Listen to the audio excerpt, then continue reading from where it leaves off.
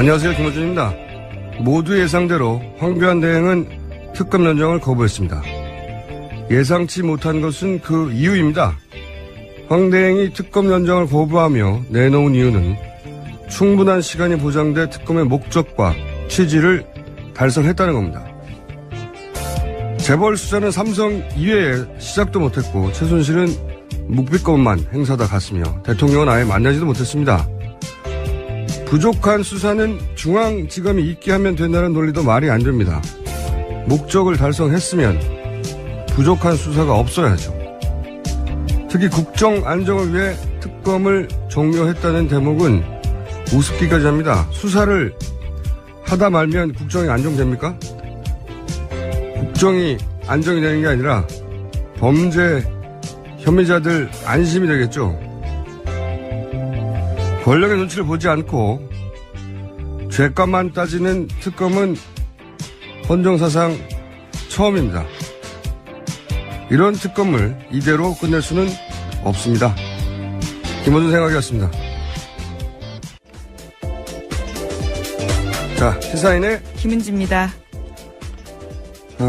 어제 최종 변론도 있었고 특검 연정 거부도 있었고요. 예. 뭐 예상에 어떤 바 아니겠습니까? 특검 연정을 거부한다는 거는 제가 이미 2주 전부터 500원을 걸었던가요? 예. 뭐 계속 금액이 올라가긴 했는데요. 예, 저희 PD에게 받기로 하겠습니다. 본인은 모르고 있어요. 자, 우선 어제 현재 최종 변론이 있었는데 관련 소식부터 좀 전해주십시오. 네, 박 대통령이 어제 모든 탄핵 사유를 전면 부인했습니다. 대통령은 사익을 추구하거나 권한을 남용한 사실이 없다 이렇게 밝혔는데요. 게다가 공무원 임명권자로서 정당한 인사권 행사했고 미르 K스포츠재단 관련해서는 정경련이 주도했다 이렇게 주장한 겁니다. 기존의 주장을 반복한 거죠. 그러니까요. 이건 특히 이제 재단 설립 관련해서는 아직도 이제 정경련이 주도했다. 전 기업들이 알아서 만들었고 기업들이 그렇게까지 알아서 만드니까 자기로서는 여기서 자기는 대통령이죠. 대통령은 고마움까지 느꼈다고. 근데 이건 말이죠. 너무나 많은 사람들이 너무나 많은 정황과 너무나 많은 자료 증언으로 그게 아니라고 얘기를 했잖아요. 네, 심지어 안종범 전 수석이 헌재에 나와서요. 대통령 지시였다 이렇게 밝혔습니다. 안종범 수석도 얘기했죠. 그리고 이제 정경련도 나와가지고. 네. 정경련 이승철 부회장이요. 예, 최순실 씨 재판에 나와서 그런 이야기를 했었죠. 처음에는 이제 정경련 주도를 했다고 했다가 나중에는 청와대에서 그렇게 요청을 받았다고. 네. 요청이라기보다는 압력을 받아서 할 수 없이 무서워서 했다고 그렇게. 나중에 진술을 뒤집었잖아요. 이거 다 청와대 지시로 했다고. 네, 심지어 인터뷰까지도 청와대 지시로 했었다. 뭐 이런 이야기를 했었죠. 그리고 그때 정경련이 불러서 그 자리에 참석했던 기업인들도 와서 얘기를 했어요. 무슨 내용인지 모르고 불려가서 돈을 내라고 해가지고 불만을 토로했고, 그리고 돈을 내고 나서 이 돈이 어떻게 운영되는지, 어떻게 사업은 구성이 되고, 사람은 누가 일을 하고, 들어본 적이 없다고. 네, 심지어 미르 K스포츠재단 속에서 한 2줄 정도밖에 적혀 있지 않는데, 그냥 내라고 해서 냈다라는 거죠. 기업들도 다 지시를 받은 거라고, 혹은 강압이었다고 얘기하는데, 오로지 대통령 혼자서 이 얘기를 하고 있는 거예요. 이 얘기는 이제 헌재 재판정에서도 나와서 진술하는 사람이 많고, 그죠? 네. 가장 이해가 안 되는, 물론 이거를 인정하기 시작하면, 이제 와르르 무너지니까 그렇긴 한데, 너무나 많은 사람들이 너무나 많은 방식으로 너무나 많은 정황과 함께 수첩도 있고요, 말도 있고, 증언도 있고, 아니라고 하는데도 대통령은 여전히 기업들이 알아서 한 거다. 네, 뇌물죄가 인정이 된다면 형사법적으로는 가장 큰 죄거든요. 그러다 보니까 이 부분을 인정할 수 없는 것 같습니다. 그러면 저는 이 대목도 굉장히 웃겼어요. 이제 글로벌 기업의 부회장, 이재용 부회장을 말하는 거겠죠. 이재용 부회장이 구속되는 거 보니까 너무 가슴이 아팠다.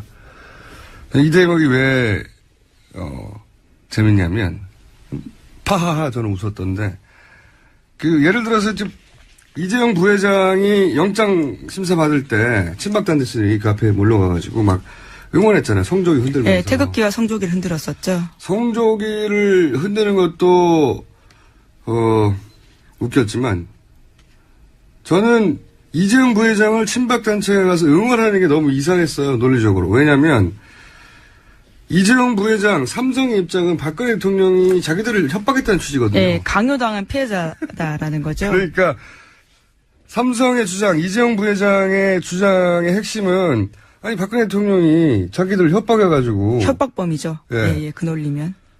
강압적으로 돈을 내라고 해서 삼성은 어쩔 수 없이 돈을 낸 피해자. 그러니까 박근혜 대통령을 협박범으로 모는 거란 말이죠. 그런데 친박단체는 그러면 이재용 부회장을 규탄해야 되잖아요. 아니 우리 대통령을 협박범이라니 이렇게 규탄해야 되는데 왜 거기 가서 응원하고 있는 거죠? 논리적으로 말이 안 되잖아요. 삼성에서는 박근혜 대통령이 협박범이라고 그러는데 친박단체는 그럼 막 규탄하고 대통령이 협박했을 리가 없다고 해야 되는데. 대통령을 모욕했다라고 네. 주장을 박근혜 했죠. 대통령도 네. 자신을 협박범이라고 하고 있는데 여기다 대놓고 너무 가슴이 아팠다.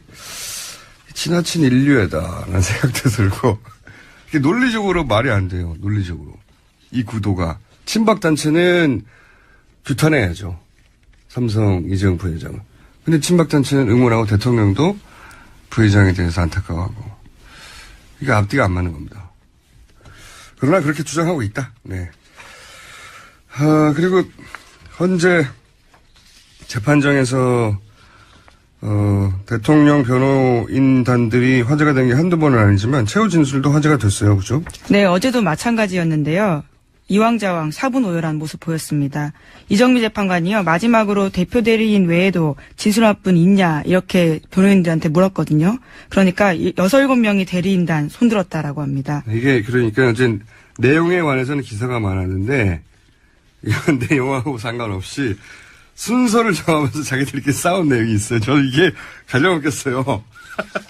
이거 자세히 전해 주십시오. 네. 네, 조율이 안 된 모습이었는데 네. 6, 7명이 동시에 손을 들자 재판관께서 종전에 먼저 한 사람부터 하는 게 순서로 이해하기 쉽다 이렇게 조언을 했거든요. 그러자 김평우 변호사가 이의가 있다면서 자기들끼리는 합의가 됐기 때문에 그 룰을 따르지 않겠다라고 이야기한 겁니다.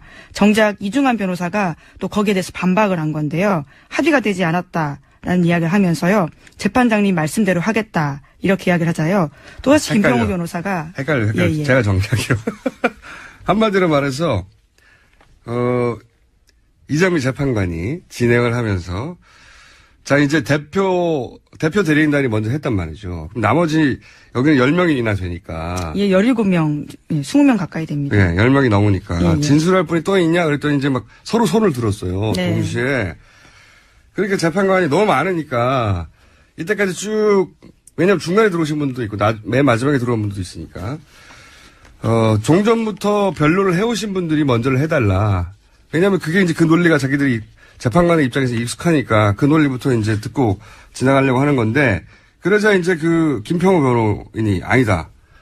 재판관은 그렇게 해달라고 했지만, 우리끼리 다 합의가 됐다. 이렇게 얘기하자, 이중환 변호사는 아닙니다. 다시 손을 들어서 합의가 되지 않았습니다. 자기들끼리 싸운 거예요. 변호인단 말을 오히려 반박한 거죠. 네. 자기들끼리 합의가 되지 않았다고. 그러자 이 평호 변호사가 시체말로 짬밥순으로 하자고. 네, 사법 연령순으로 하자. 사법 연수원 졸업순으로 하자라는 네. 건데요. 그러니까 이제 나이를 밀고 나간 거죠. 나이를 밀고 나가자. 이제 재판관이 다시 이제 그러지 말고 내가 정리해줬지 않냐. 재판에 나중에 참여한 분들은 나중에 해달라고. 이렇게 다시 한 번 더 정리를 했어요. 개입을 해서. 그래서 다시 서석구 변호사가 나와서 안 된다. 김평호 변호사는 당뇨가 있어서 안 된다고. 네, 김평호 변호사는 왜냐하면 거의 마지막에 들어온 사람이거든요. 그렇기 때문에 아니, 이정미 재판관 순서대로 하면 가장 늦게 해야 되는 내용을 거죠. 떠나서 이게 너무 웃겨요. 자기들끼리 먼저 하겠다, 나중에 하겠다, 합의가 됐다 그러고 합의가 안 됐다. 변호사들끼리 싸운 거예요. 그리고 그거를 이정미 재판관이 이제 정리를 해줬거든요. 2번이나. 근데 또 말을 안 들어요. 당뇨도 있다 그러고 사법 짬밥순으로 하자고 하고. 이거 너무 웃깁니다. 변호인단끼리는 보통 얘기를 하고 나오거든요. 그렇죠. 원래 통상은 그런 방식인데요. 이번 헌재 재판에서는 그러지 않았습니다. 서로 각기 다른 주장을 하기도 하고요. 모순된 주장을 하기도 하고 했습니다. 서로 충돌하는 주장도 해요. 예, 변호인들끼리. 예. 누구는 기각해달라고 하고 누구는 각하해달라고 하고 굉장히 의견이 달랐습니다. 희한합니다. 김병우 변호사는 또 이제 변론을 하다가 재판관을 향해서 해야 되잖아요. 변론은 당연히 왜냐하면 판결은 재판관이 되니까 재판관을 향해서 호소를 하는 거거든요. 이러이러한 법 논리가 있다고 법리를 다투는 건데 이분을 거꾸로 카메라를 보고 했어요. 네네. 뒤에 있는. 이분도 재밌습니다. 다 정치를 하시려고 하는 분들이 이제 재판의 변론을 카메라를 보고 하는 분은 제가 처음 들어봤는데 근데 나중에 이제 이정미 재판관이 이제 제지를 했죠. 자기들 좀 보고 해달라고요. 네. 재판관을 보고 변론을 하라고. 이게 헌재 카메라가 맨 뒤에 있거든요. 네, 헌재 재판과 홈페이지 가면 볼 수 있습니다. 네. 그 영상. 홈페이지 가시면은 지금까지 있었던 변론들을 다 볼 수 있어요. 그래서 헌재 이제 방청석 맨 뒤쪽에 카메라가 전체를 보는 멀리 카메라가 한 대 달려 있는데 그러니까 방청석을 보고 거꾸로 서서 한 거예요. 변론을. 참 재밌습니다. 또 내용 이전에 내용은 이제 오늘 나오실 게스트들과 얘기하겠는데 형태가 너무 재밌어요. 네. 길이길이 역사에 남아서 회자될 거라고 봅니다. 자, 다음 뉴스는요. 네, 특검이 어제 대통령 대면 조사가 불발된 이유를 공개했습니다. 조사 과정에서 녹화를 거부했기 때문에 안 됐다라는 건데요. 대통령 쪽이 계속해서 이를 거부했다라는 겁니다. 대면 조사 안 한다고 제가 이게 750원 걸었었는데 750원이면 하도 많이 걸어가지고 어쨌든 이게 다 저희 PD한테 받을게요. 이거죠. 핵심은 원래는 녹화 안 해도 된다고 특검이 합의해 줬어요. 네, 1차 합의 때는 그랬었죠. 네. 그런데 이제 날짜가 공개됐다는 이유로 그 대면 조사를 거부했지 않습니까? 네, 핑계죠, 대통령 핑계. 쪽에서요. 네. 대통령 쪽에서는 날짜 공개를 특검 쪽에서 했다고 그랬는데 제가 지난번에 한번 말씀드렸지 않습니까? 화낸 사람이 유출한 거라고. 화낸 쪽에서 유출했을 뿐만 아니라 화를 내며 이런 이유로 안 된다고 이런 이유로 대면 조사 안 한다고 한 그 사람이 공개한 거예요. 당사자. 제가 알기로 그렇습니다. 화낸 사람이 공개한 건데 이런 일을 겪고 나자, 그러니까 특검은 공개하지 않았는데도 불구하고 저쪽에서 공개해놓고 자기들을 공격하는 걸 겪자, 이거 녹화 안 했다가는 다 진술 받고 나서 뭐라고 언론 플레이를 할지도 모른다. 자기가 한 말을 가지고 해석을 달리하는 게 아니라 특검이 하지 않은 말을 가지고 역으로 이유를 대며 언론 플레이를 했잖아요. 그래서 이제 녹화든 녹음이든 하나는 하자 했는데 그걸 거부한 거죠. 저는 이거는 특검이 이런 요구를 한 거는 너무 당연했다고 봐요. 말을 어떻게 바꿀지 어떻게 합니까, 지금. 예, 신뢰가 깨졌다라는 이야기를 여러 차례 반복했습니다. 특검이 어제 이를 발표하면서요. 네. 왜냐하면 언론 플레이를 심하게 당했으니까요. 녹음을 해뒀어야 된다고 봅니다. 예, 대통령 측에서 엄청난 언론 플레이를 했을 거라고 봐요. 이걸 만약에 안 했다면. 근데 이제 이걸 이유로 이제 대면 조사를 안 했다는 건데 저는 좀 더 큰 그림에서 보자면 어떤 이유에서건 안 했을 거예요. 이유가 이걸로 등장했을 뿐인 거죠. 막판에. 예. 지금 생각해 보시면 대통령은 아무것도 응하지 않았어요. 검찰 조사도 응하지 않았죠. 계속 조사에 응한다고 하면서 특검 조사에도 응하지 않았죠. 헌재도 안 나갔어요. 어디에도 등장하지 않습니다. 대통령 원래. 예, 정치 TV에 등장하셨죠. 그러니까 사전에 짜여진 대로 각본이 있지 않으면 절대 등장하지 않는다. 그래서 이런 얘기 나올 때 처음부터 안 한다고 제가 주장했던 건데. 다음 뉴스 전해 주십시오. 네, 황교안 대통령 권한대행이 어제 특검의 수사기간 연장 요청을 거부했습니다. 그 이유가요, 총 115일이라는 짧지 않은 기간 동안 수사가 이뤄졌다, 이렇게 밝혔는데요. 하지만 115일 같은 경우에는 과거의 검찰 수사 기간까지 넣은 숫자이기 때문에요. 이에 대해서는 논란이 있습니다.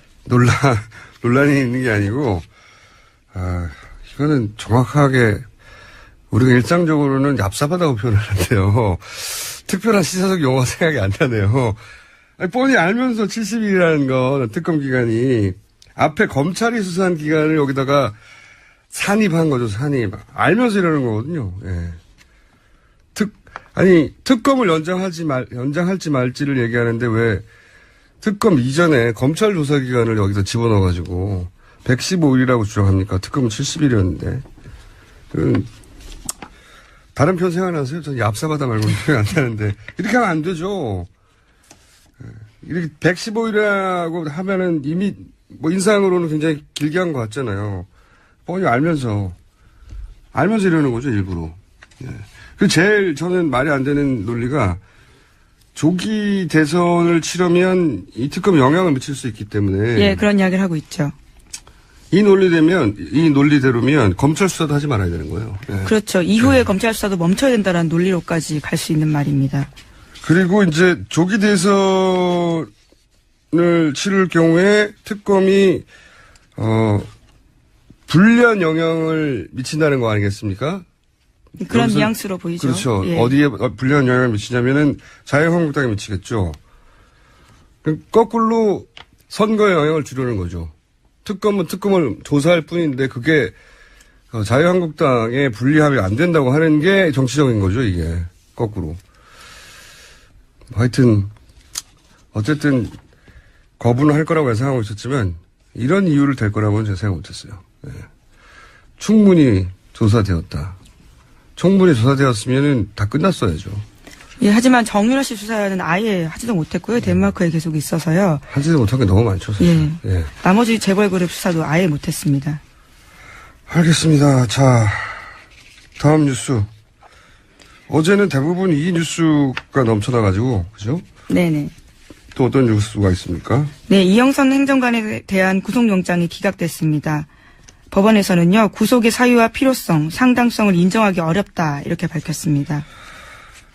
막판에 구속영장 2번 연속으로 기각이 되네요. 예, 새로 오신 영장 판사분들이, 예, 부담이 없나 봐요, 이제. 자, 그런데 이영선 행정관 관련해서는 사실 드러난 혐의가 너무나 명백한데 말이죠. 네, 게다가 오늘 아침에도 동아일보 기사로 또 하나 떴는데요. 최순실 씨가 이영선 행정관이 개통해준 차명폰으로 해외에 나갈 때 항상 챙겼다라는 겁니다. 최 씨는 사적인 일로 해외 나갈 때도 차명폰을 꼭 챙겨서 청와대와 연락처를 유지했다라는 겁니다. 이제 뭐 차명폰이라고 이제 언론들이 얘기하는 게 대포폰이에요. 차명폰이. 네, 그렇죠. 예. 어감 때문에 차명폰이라고 쓰는데 대포폰을 이용한 상대가 대통령이었다는 거 아닙니까? 통화 상대가. 네, 기록을 확인해 보면 그렇다라는 거죠. 네. 그러니까 대통령하고는 언제든지 통화가 되는 상태로 유지되고 있었어야 한다는 거고. 많은 분들이 그런 얘기를 했죠. 사태 초기에 박근혜 대통령은 중요한 결정을 혼자 내리지 못하고 의사결정을 내리지 못해서 안전부절하다가 어디론가 가서 통화를 하고 나서 이때까지 회의했던 것하고 정반대 결론을 얘기하기도 하고 쭉 내부 회의를 하다가 갑자기 통화하고 나서는 정반대 얘기를 한다는 거죠. 딴 이야기를 한다는 네, 거죠. 자기가 예. 주장했던 내용을 뒤집어서 다른 내용을 말하고 해서 당황했다. 예, 전효욱 전 의원이 그런 증언을 한 바 있습니다. 그런 얘기를 했었는데 그러니까 본인이 결정하지 못한다는 거죠. 아무것도. 그러니까 꼭 통화를 하고 나서 결정했는데 그 상대가 최순실 씨였다는 거는 이제 우리가 최근 몇 개월 사이에 알게 된 거죠. 하나 정도 더 할 수 있을 것 같습니다. 하나. 네, 광복회가요, 특정 이익을 위한 태극기의 무분별한 사용이 우려가 된다라는 입장을 밝힌 건데요. 시위에서 태극기 도구로 사용하고 재판장에서 난데없이 태극기 펼쳐드는 행위에 대해서 일종의 경고를 한 거죠. 알겠습니다. 자, 경고할 만한 자격이 있는 분들이죠. 오늘 여기까지 하겠습니다. 시사인의 김은지였습니다. 감사합니다. 이제 현재 탄핵 결정까지 길어 2주 남았습니다. 어제 특검 연장을 황대행이 거부한 직후 민주당, 국민의당, 바른정당, 정의당 4당 원내대표는 특검을 다시 이어가는 방안을 찾기로 합의를 했고 특검 연장을 거부한 황교안 대행을 탄핵하자는 데는 바른정당이 불참하는 것으로 잠정 결론을 냈습니다. 바른정당의 향후 2주간에 대해서 남경필 경기도지사와 짚어보겠습니다. 안녕하십니까, 지사님. 네, 안녕하세요. 예, 오늘은 대선 후보로서가 아니라 이제 바른정당의 유력한 정치인으로서 한 2주간에 대해서 얘기를 해보겠습니다. 현안이 많지 않습니까? 네, 맞습니다. 예, 우선 특검을 새로운 법안을 만들어서라도 연장하겠다고 어제 이제 사당이 합의를 했는데, 네. 그러면 이제 3월 임시국회를 열어야 되는데, 예. 이 의사 일정에 자유한국당이 합의를 안 할 것 같은데요? 어떻게 보십니까? 그러니까 지금은 선택은 직권산정이에요. 그죠? 정균환 의장께서. 정세균이요. 네. 예. 정균환 아니고요. 정세균. 우리 네네. 의장. 죄송합니다. 이 시계가 한 20년 전으로 돌아갔네요. 네. 정세균 부회장. 네. 특검법을 위한 직권산정 하시면 되죠. 그게 지금 말씀은. 뻔한 얘기입니다. 지금 하면 돼요. 근데 보니까 할 생각이 별로 없으신 것 같아요. 지금. 그런 부담이 큰 것 같은데. 부담은요, 결단이죠. 맞습니다. 그건 저희가 정세균 국회의장과 어떻게든 전화 연결해서 한번 여쭤보고 올 텐데. 아니, 근데 정세균 의장도 그렇지만 야당도 예. 지금 민주당도 의지가 없는 것 같아요. 민주당도 의지가 없는 것 같다. 네, 이거 자. 지금 다들 정치적으로 계산하고 있거든요. 네. 계산할 때 아니다. 지금 법대로 하고 권한대로 하고 어느 게 옳은 길이냐를 따져서 하면 되지. 지금 요 국면에서는 바른정당이 제일 잘하고 있는 것 같습니다. 그래요? 네. 그게 그렇지만 않다는 걸 제가 지금 얘기해 볼게요. 네, 토론 한번 해보시죠. 예, 우선 사당 의석수면 당연히 이제 임시국회 소집하고도 남는데, 그러니까 말씀은 네. 자유한국당 빼고 네. 자유한국당이 새누리당 시절에 단독 국회 소집해가지고 진행한 적도 많죠. 그러니까 야사당이면 의석수도 충분하니까 소집해서 직권상정하자 이런 말씀이신 거죠? 한마디로 요약하면. 그렇습니다. 이 특검법이 얼마나 중대한 일이냐에 대한 판단에 대한 여부인데요. 네. 충분히 직권상정할 만한 사안이라고 생각을 합니다. 그러니까 직권상정이 되면 바른정당은 당연히 찬성한 거죠. 네네. 그렇습니다. 근데 이런 건 어떻습니까? 만약에 직권상정밖에 없다고 하기 전에 네. 법사위를 통과하면 직권상정 없이도 되는데 바른정당 소속의 권성동 법사위원장은 합의가 있어야 된다고 얘기하셨습니다. 이게 물론 원론이긴 합니다. 원론이긴 한데 예. 이거는 바른정당 내에서 예를 들어서 당론으로 정해서 통과시킬 수도 있지 않습니까? 직권상정 얘기. 아니 그거는 본회의 가면 예. 본회의 직권상정 권한은 의장한테 있으니까요. 예. 권한이 있는 의장께서 하시면 되고 권성동 위원장이 직권상정하는 건 아니잖아요. 직권상정은 하지 않지만 법사위를 통과하면 그냥 상정할 수 있죠. 직권상정 근데 아니면. 법사위 간사가 반대하고 있잖아요. 제 말이 그 말입니다. 그러니까 법사위 간사가 자유한국당이라는 얘기죠. 물론 그렇긴 한데 예. 바른정당도 지금 부담이 돼서. 바른정당 입장은 분명합니다. 이 특검법 상정이 되면 예. 당연히 찬성한다. 네. 찬성 권한은 우리 정 의장님께 있으니까 네, 의장께서 상정하시는 게 맞다. 다른 얘기가 없습니다. 예. 예, 물론 저도 최후의 방법 그거밖에 없다고 생각하는데 그 이전에 예. 바른정당 소속의 권성동 의원이 법사위원장으로 자유한국당에 합의하지 않는데 네. 그냥 통과시키는 이런 강수를 두는 방법도 있긴 하지 않습니까? 그것도 방법이겠죠. 예. 근데 그건 안 하시잖아요. 직권상정의 권한은 결국 의장에게 있는 것이고요. 예. 상임위의 직권상정이란 건 없어요. 아니 제 말은 상임위를 통과하면 간사가 지금 의사 일정에 합의를 안 해주잖아요. 아니 진짜로 그거는 예. 지금 국회 권한과 법대로 하면 되고요. 예.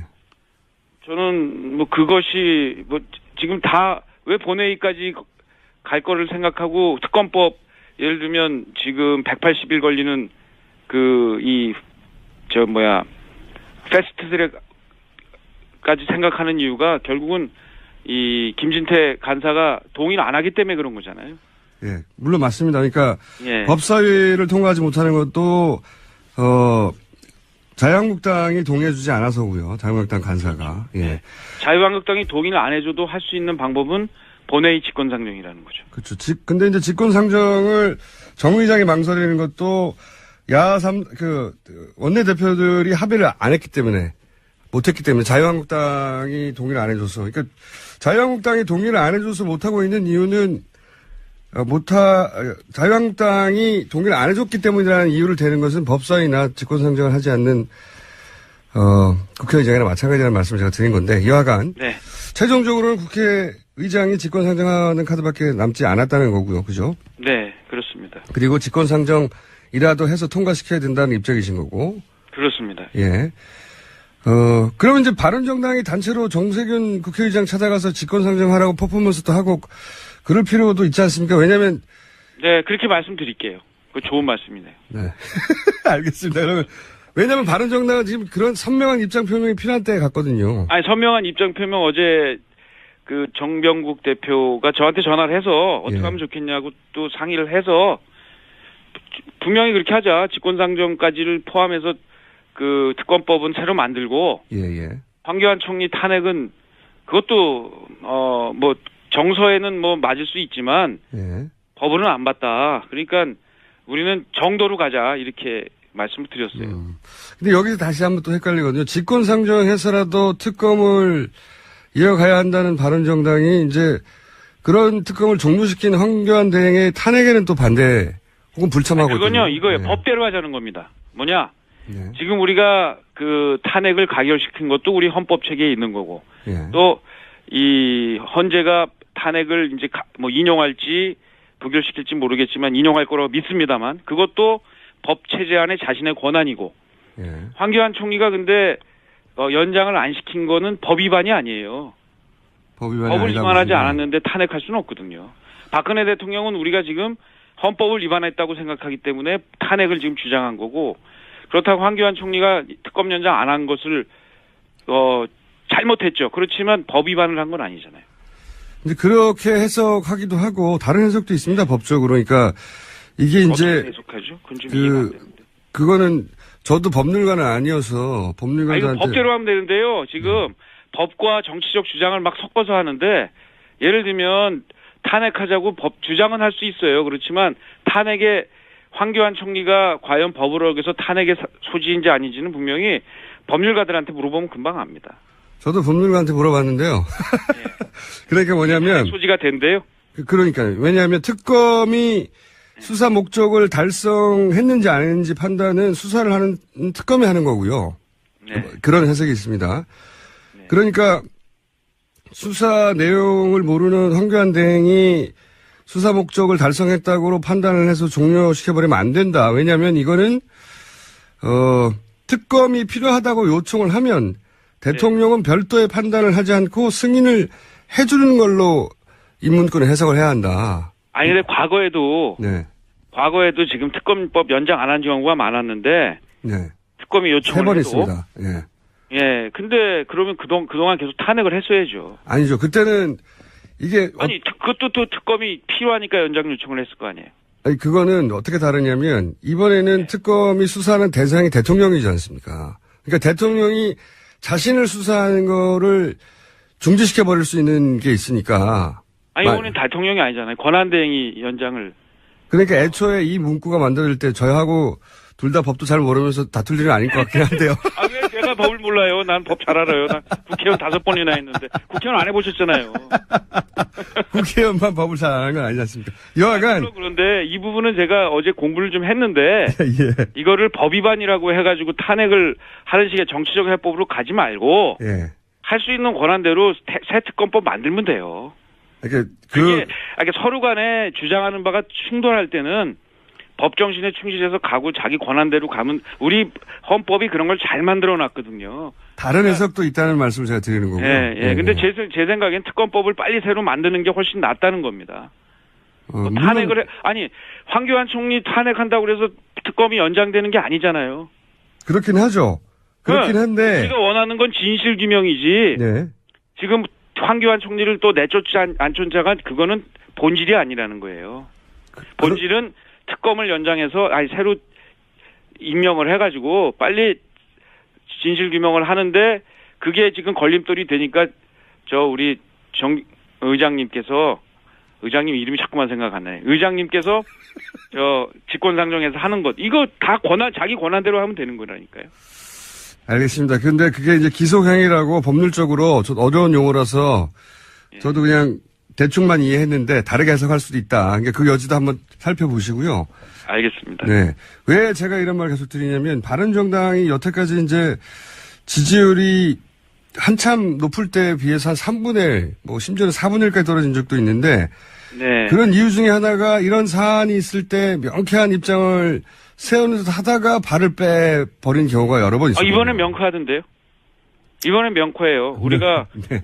그 민주당의 뜻을 따를 필요도 없는 거고 그렇다고 자유한국당하고 확실히 다르고 이거는 바른정당만의 명쾌한 입장입니다. 법대로 해라. 예, 무슨 말씀인지 알겠습니다. 근데 이제 제가 마지막 한 번만 말씀드리면 그 법대로 해라의 해석도 다른 경우도 있으니 그것도 살펴보시라는 거고 이렇게 해석들도 하는 경우가 있어요. 이제 황교안 대행까지 탄핵을 해버리면 소위 이제 안정지형적인 보수 지지층이 바른정당에서 떨어져 나갈 수도 있으니까 그런 것도 감안해야 된다. 어차피 지금 그 지지층 우리 지지 안 해요. 그 뭐 떨어져 나갈 게 뭐 있어요? 지금 5%에서 뭘 떨어져 나가겠어요. 자, 이거 어떻게 생각하십니까? 그 말씀 동의하고요. 그러니까 지금 우리는 거기 기웃거려서 안 돼요. 근데 기웃거리는 분들도 있긴 있는 것 같아요. 그죠? 당내. 그거 뭐 개인을 다 어떻게 하겠어요. 뭐 보수단이라 하고 자꾸만 그러는데 그 기웃거려서 될 일이 아니거든요. 저도 동의합니다. 네. 근데 이제 자유한국당하고 손을 잡을 거면 뭐하러 나왔냐는 거죠. 네. 그냥 있지. 그 지사님은 자유한국당하고는 어떤 연대도 없다고 이제 주장하시는 거죠? 자유한국당이 정말 뭐 거의 해체하듯이 그 안에 있는 친박 세력들 다 징계하고 내쫓고 이러면은 그때는 생각해 볼 수 있지만 이름 바꾸고 3명 뭐 대강 이렇게 어림어림 징계했다고 해가지고 그게 새롭게 바뀌었다고 한 다음에 다시 손잡자고 하면 그게 도대체 우리가 왜 태어났습니까? 스스로 부정하는 거지. 유승민 의원이 특히나 좀 입장이 다른데, 그죠? 도대체 이해가 안 돼요, 그건 저도요. 당에서도 그거 하지 말자라고 다 했는데, 토론 때만 나가서면 그 얘기를 하시거든요. 제가 웬만하면 그 얘기 하실 거면 그냥 다시 돌아가십시오라고 얘기했는데, 돌아가지도 않으시고 계속 얘기를 하시니까 도대체 이해가 안 됩니다. 대구 정서 때문에 그런 건지 좀 이해가 안 돼요. 그 며칠 전에도 다시 우리 비상식 국회의 만나가지고 다 지도부하고 모여 앉아가지고는 더 이상 그 얘기는 하지 말자. 이건 우리 당론이고 우리가 아예 우리의 그 태생의 정체성의 문제니까 이 문제는 다시 거론하지 말자라고 했는데 어제 또 관훈 토론 가서 그 얘기를 하셨더라고요. 저희가 유승민 의원도 모시고 그 얘기를 여쭤보긴 하겠지만 이게 반복적으로 나오는 데다가 이게 이런 얘기 나올 때마다 지지율이 처음 나왔을 때 크게 한번 떨어졌던 걸로 기억하고 그죠? 도움이 안 되는 것 같은데도 계속 하는 이유가 뭘까요? 모르십니까? 저도 이해를 좀 물어봐 주세요. 우리 김어준 선생님 그런 거 잘하시잖아요. 알겠습니다. 저도 궁금해서 토론을 좀 제안하는데도 토론도 안 되고 그러니까 뭐 3자를 토론시켜 주시든지 좀 답답합니다. 저도 그렇다고 어떻게 입을 막을 수도 없는 거 아니에요. 마스크를 씌울 수도 없는 거고. 유승민 의원과 남지사님 두 분을 저희가 한꺼번에 모시면 나오시는 거죠? 그럼요. 그럼 한 분 확보했고. 자, 그럼 저희가 유승민 의원과 얘기가 되면 모시기로 하고, 이거 어떻게 보십니까? 요즘 이 친박단체들 집회가 도를 넘어섰다. 이거 수사 대상이다. 라고 생각하는데, 어제 또 경찰청장은 수사 대상까지는 아니다. 이렇게 얘기를 합니다. 이 바른정당이면 이런 발언에 대해서 아주 단호한 입장을 내놔야 되는 거 아닌가요? 그러니까 이제 테러 가능성 이런 거에 대한 거죠. 그런 것도 있고 예를 들어서 박영수 특검을 아주 특정해가지고 그 집 앞에 몰려가가지고 방맹이로 휘두른다든가 사진을 불태운다든가 하는 것은 직접적인 위해가 아니더라도 상당히 스트레스를 받고 무서울 수 있지 않습니까? 실제 가족들을. 그럴 수 있죠. 이런 얘기를 그냥 더 해야 되나요? 좀 안 했으면 좋겠어요. 법으로 처벌한다기 이러기 전에 그런 거 안 했으면 좋겠는데 계속 한다고 그러면 협박 이런 거 될 수 있겠죠. 저도 사실은 정치하면서 협박 많이 받아봤는데 네. 괴롭습니다. 사실 가족들도 괴롭고요.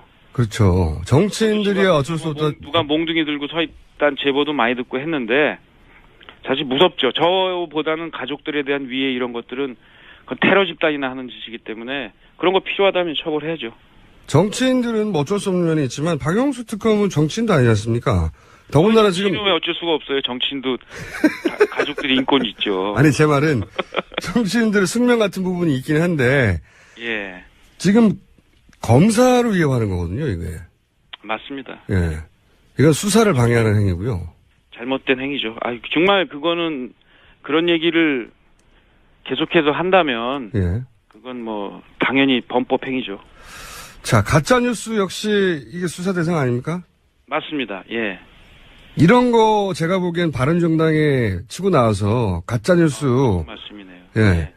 또는 뭐. 오늘 회의에 가가지고 우리 김어준 선생 제안이라고 우리 한번 받아보자고 얘기할게요. 정말 좋네요. 가짜뉴스라든지 하여튼 지금 특검에 대한 협박 이런 것들은 예. 당장 중지해야죠. 그러니까 소위 이제 탄핵이 인용되는 것이 맞다고 생각하고 특검 연장이 돼야 된다고 생각하는 분들이 7, 80% 이르는데 이런 분들에게는 이런 뉴스들이 굉장히 스트레스거든요. 예. 네. 근데 정치권에서는 아무런 조치가 없고 그렇다고 사정 당국도 움직이지 않으니까 너무 답답한 거죠. 이게 분명히 문제인데 왜 아무도 조치를 취하지 않는지. 이럴 때 바른정당이 확 치고 나와서 네. 7, 80%에 호소하면 네. 지지율이 올라가지 않겠는가. 네. 그 지지율 문제도 그렇고 뭐 우리 사회의 안정적 유지 이런 것들을 위한 그 우리 체제를 위협하는 일들에 대해서는 단호하게 입장을 밝히는 것이 정당의 올바른 태도라고 생각합니다. 알겠습니다. 자, 그러면 이런 가짜뉴스나 친박들을 집회, 이게 혹시 너무 일사불란하고, 컨트롤 타워가 있다고 생각하지는 않으십니까? 그것까지는 잘 모르겠어요. 뭐, 그런 생각은 들어요. 뭐 이게 예산도 많이 들 텐데. 그러니까요. 뭐 굉장히 자발적인 건지 아니면 뭐가 있는 건지 이런 데 대한, 그 어떻게 이렇게 일사불란하게 하지 이런 생각은 듭니다만, 뭐, 무슨 정보나 거기에 관련된 증거 이런 게 있는 건 아닙니다. 짐작 정도만 하신다는 거죠? 네, 그렇습니다. 합리적 의심. 예. 왜냐면 이게 최순실도 없고, 문고리 3인방도 없고, 김기춘 비서실장도 없고, 그럼 누가 이런 컨트롤 타워 역할을 하고 있을까 하는 의구심이나, 뭐 그런 거는 들 수밖에 없지 않습니까? 근데 최근에 그런 것도 있어요. 자발적으로 가신 분들도 꽤 많더라고요. 뭐 집회는 그렇긴 한데, 네, 참석하는 사람들은. 근데 지금 예를 들어서 뭐 친박 집회들, 박영수 특검 집 앞으로 모여라! 신속하게 거기서 모이고, 이거는 쉽지 않거든요. 뭐 장비나 인원이나. 네. 그래서. 하여튼 뭐, 저는 빨리 그 탄핵 결정이 내려져서 이 이후에 국가 혼란이 없도록 하는 노력을 해야 될 테고요. 그게 이제 정치권의 굉장히 중요한 역할일 테고 대통령 후보들의 역할일 텐데 결국에 요즘 보면서 제가 연정밖에 방법이 없구나. 이 합리적인 세력들의 권력에 대한 협치에 대한 동의, 그걸 통한 연정, 이거밖에 우리 대한민국을 하나로 만드는 길은 없겠구나 하는 생각을 다시 하게 됩니다. 그렇다면 여기서 연정의 대상은 국민의당이 되는 거죠? 도지사님한테는? 민주당도 됩니다. 민주당까지도? 네. 민주당이 되는데 민주당 안에 지금 연정은 서로 권력을 공유하겠다는 생각이 있는 분들이 하는 건데요. 네. 문재인 후보는 거기에 대해서는 없는 것 같습니다. 아직까지 얘기를 들어보면. 소위 이제 민주당 내 비문 세력과도 연대가 가능하고 국민의당도 연정이 가능하고 네. 다만 자유한국당은 안 되고 이런 입장이신 거죠? 자유한국당도 있어요. 근데 그 안에 지난번에 탄핵 찬성한 분들 한 30분 계시거든요. 예. 그분들은 이제 탄핵 인용되면 그 안에 있으면 안 되죠. 나와야죠. 나와서 바른당에 오시든 아니면 뭐 바른당도 싫으면 제3의 정당을 만드시든 그 자유한국당에서는 나와야 됩니다. 탄핵 찬성한 의원 30명은. 국민들이 다 알고 계세요. 알겠습니다. 근데 탄핵이 인용되는데도 그 안에 계속 앉아 계신 건 정치인으로서는 올바른 처신은 아니겠죠. 오늘은 마지막 질문 한 가지만 더 드리고 끊어야 될 것 같은데요. 네. 분명한 주장을 하시는데, 그리고, 유승민 의원의 지지율 하락에 영향을 준 이제 자유한국당과의 이제 단일화 이 얘기에 대해서도 단호하게 비판을 하시는데 네. 그런데 왜 본인의 지지로 움직이지 않을까요? 그게 저도 궁금해요. 근데 그런 얘기를 했어요. 그 샤오미의 레이준 회장이 돼지도 태풍의 길목에 서면 하늘을 날 수 있다. 하늘을 날 날이 올 거라고 봅니다. 아, 태풍이 와야지 날 수 있지 않습니까? 태풍은 바로 탄핵 인용과 함께 올 수도 있습니다. 민심이 미래에 대한 준비, 걱정, 4차 산업혁명 시대에 대한 준비 또 이 연정을 통한 국론의 통일 이런 것들을 원하시는 쪽이 온다면 태풍이 될 수 있습니다. 그런 태풍, 탄핵이 인용된 이후에 지지율이 제대로 된 지지율일 것이다. 그때 반영될 것이다 보시는 거군요. 네. 네, 노력하겠습니다. 근데 이제 태풍이 불어서 뜨는 것은 그건 이제 본인이 날아가는 게 아니고 날리는 거죠. 근데 날렸다가 지금 보면 그동안 날렸다가 바로바로 꺾였어요. 후보들이. 보니까 문재인 후보만 그냥 계속 있고 나머지 날았던 후보들이 이제 다 많이 추락했는데 본인은 아니다. 계속 날 수 있느냐는 본인의 철학, 정책, 행동 이런 것들이 하나로 모아져서 국민의 뜻에 맞으면 계속 날겠죠. 그렇지 않은 실력 없으면 계속 그냥 떨어질 겁니다. 저는 근데 사례는 바꾸셔야 된다고 보는 게 돼지는 날개가 없거든요. 네, 추락합니다. 집어준 날개를 좀 달아주십시오. 오늘 여기까지 하겠습니다. 네, 즐거웠습니다. 정세균 의장님한테 몰려가시기 바랍니다. 네, 감사합니다. 네, 감사합니다. 네, 지금까지 바른정당의 남경필 경기지사였습니다. 자, 오프 더 레코드. 오늘은 시간이 좀 짧아서 미니로 진행하다가 혹시 재밌으면 3부로 이어질 수도 있습니다. 하영 기자 연결됐습니다. 안녕하세요. 네, 안녕하세요. 한겨레 하영 기자입니다.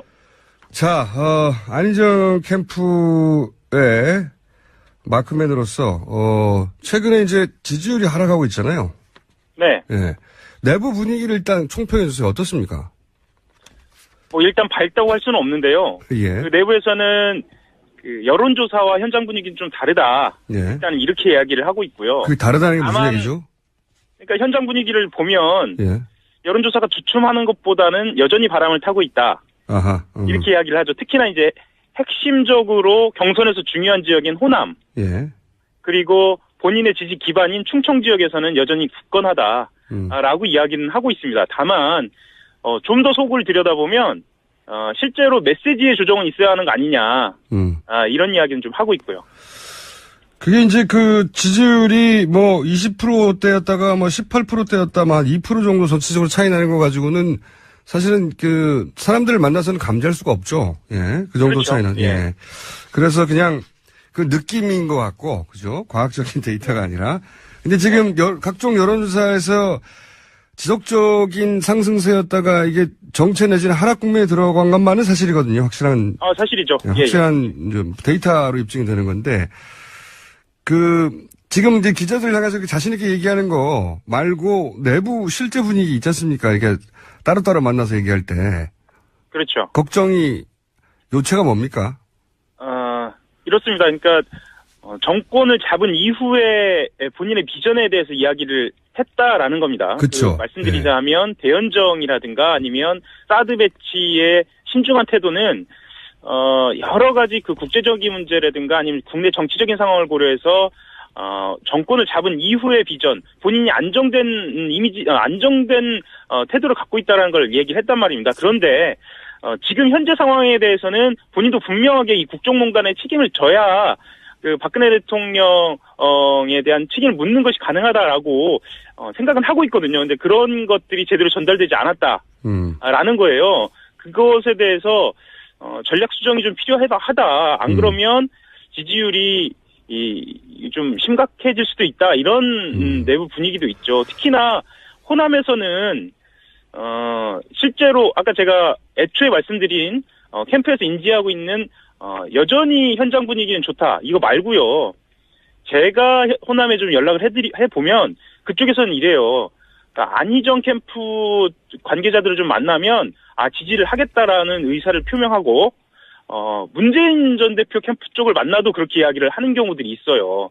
그러니까 그 사이에서 고민을 좀 하는 분들이 많아진 거죠. 그러니까 이게 과연 안희정 지사 쪽에 유리한 것인가라고 봤을 때는 사실은 그렇지 않죠. 왜냐하면 문 전 대표 쪽은 조직적으로 표를 모으고 있는 상황이고요. 조직이 움직이고 있는 상황이고 안 지사 쪽은 바람을 타고 있는 상황이기 때문에 이렇게 관망세가 지속된다는 거는 특히나 지금 탄핵 정국이 어떻게 될지 모르는 상황에서는 굉장히 좋지 않은 상황이라고 내부적으로도 좀 알고 있습니다. 한마디로 이제 인지도는 올렸는데 네. 내부 경선에는 오히려 거꾸로 불리해지고 있는 거 아닌가, 이게 이제 냉정한 분석일 것 같은데. 네, 맞습니다. 예. 내부적으로는 그런 분석이 없나요? 내부적으로도 분석은 있죠. 그런데 네. 그런 분위기가 전달되는 것 자체가 사실은 본인들이 앞으로 선거를 유지하는 데 있어서 굉장히 좋지 않은 상황이거든요. 그리고 이제 토론도 있고 앞으로 탄핵 심판 결정 이후의 상황은 어떻게 될지 잘 모르기 때문에 지금은 어쨌거나 본인이 밝혀온 소신을 꺾지 않되 본인이 오해받고 있는 지점들에 대해서 분명히 이야기한다, 이 정도 기조를 유지하는 거죠. 이건 유지하는 겁니다. 뭐 지금 상황에서 기조는 유지하되 이야기는 생각하지 않습니다. 예. 기조는 유지하되 오해를 풀자, 이 정도 수준. 그렇죠. 예. 뭐 기조의 완전한 뭐 변경이라든가 아니면 새로운 전략을 나온다든가 이건 아니고. 예. 그 정도 수준에서 약간 보완하자 정도군요. 왜 그러냐면은 잠깐만요. 예. 시간이 다 됐어요. 왜 그러냐면은 3부에서 잠깐 더 들어보기로 하고요. 예, 그럴까요? 네. 자, 시간이 네. 정신없이 지나가 버렸습니다. 요약하자면 안희정 캠프에서 기존 유지하되 오해는 푼다, 이 정도로 예. 입장이 정리됐고, 그리고 경선에 대한 우려가 캠프 내에 있긴 있다. 예. 그죠? 여기까지 했습니다. 그런데 이 우려가 있긴 있다가 어느 정도예요? 이게 이제 우려는 있지만 이게 큰 문제는 없고 이 기조를 계속 유지하면 된다 정도의 문제의식인지 아니면 큰 위기의식을 느끼는지 좀 궁금합니다. 내부 분위기를 뭐 수치화해서 전달해드릴 수 없으니까 예. 정확하게 말씀드리긴 좀 어려운데 뭐 큰 위기의식이라기보다는요. 네. 내부 캠프 분위기는 일단 그 안희정 지사에 대한 신뢰가 굉장히 높아요. 이건 당연한 이야기겠지만 네. 안희정 지사 스스로 이것을 풀어나갈 수 있겠다라는 신뢰가 굉장히 높고요. 그리고 일단 3일에 있을 토론회, 그러니까 다음 달 3일에 있을 토론회에서 이 부분에 대해서 좀 집중적으로 언급을 하겠다. 그리고 3월 1일 날 3.1절 행사에서 지금 민주당 경선 후보 중에 자기 메시지를 낼 수 있는 위치에 있는 사람은 안희정 지사가 공식적으로 있습니다. 왜냐하면 충남에서 네.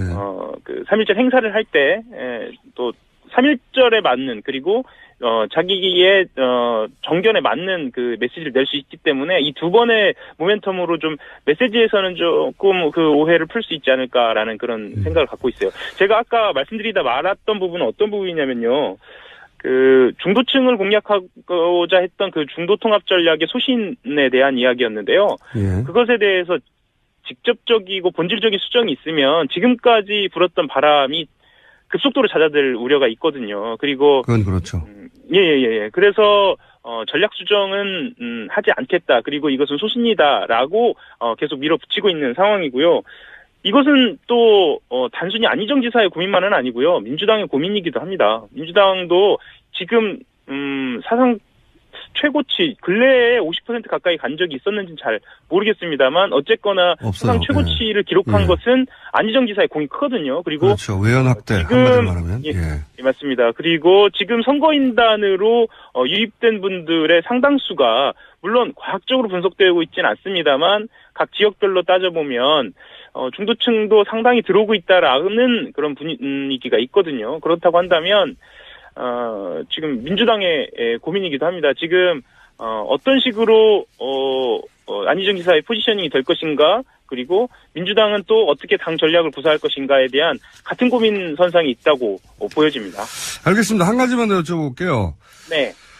최근 이제 새누리당이 자유한국당이죠. 자유한국당이 그 개헌에 대해서 주도적으로 이전과는 다르게 이야기를 이어가고 드라이브를 걸고 있습니다. 거기서 한 축이 되는 게 김종인 전 대표가 소위 이제 민당 내에 대선 전에 개헌을 해야 한다. 혹은 분권형 개헌이 반드시 필요하다고 적극적으로 나서고 있는 비문.